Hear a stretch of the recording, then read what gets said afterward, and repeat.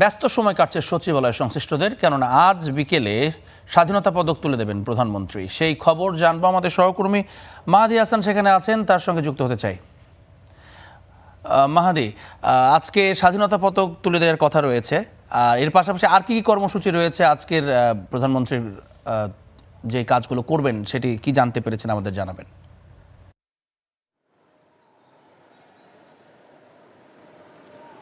জাভলিন, আপনাকে ধন্যবাদ।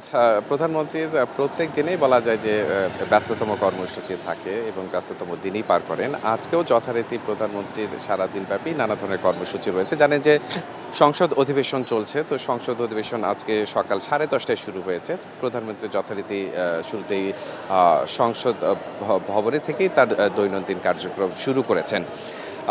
সেই অধিবেশন চলবে সারা দিনব্যাপী চলার কথা, কিন্তু প্রধানমন্ত্রী সংসদ অধিবেশনের কিছু অংশ থাকার পরে বেলা 1টার দিকে সচিবালয়ে প্রবেশ করার কথা রয়েছে। তো সচিবালয়ে আমরা এই মুহূর্তে দেখছি যে প্রধানমন্ত্রীর আগমন উপলক্ষে, জানেন যে প্রধানমন্ত্রী যেহেতু নিয়মিতই এখন সচিবালয়ে অফিস করছেন, তিনি যখন আসেন তার আগে একটা নিরাপত্তা ব্যবস্থা জোরদার করা হয়। তার অংশ হিসেবে আমরা দেখলাম যে এখানে ডগ স্কোয়াড সহ বিভিন্ন ইলেকট্রিক গেট বসানোর জায়গা থেকে শুরু করে নানা ধরনের তল্লাশি কার্যক্রম চলছে সচিবালয়ের 1 নম্বর ভবনকে ঘিরে। তো এই সচিবালয়ে আসার পরে মূলত তার বেশ কিছু সৌজন্য সাক্ষাৎ রয়েছে। সেই সাক্ষাতে অংশ নেবেন তিনি, অর্থাৎ নানা ধরনের বৈঠকগুলো হবে। সেই বৈঠকের বিষয়ে বিস্তারিত আমরা এখনো জানিনি।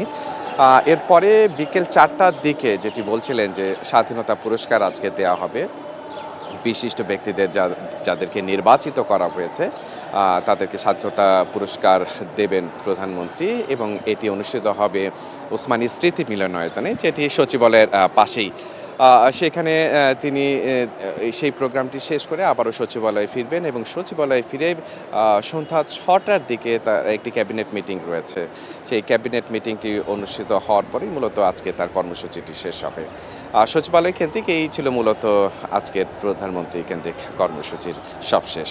জাভলিন, ধন্যবাদ মাহাদি আপনাকে।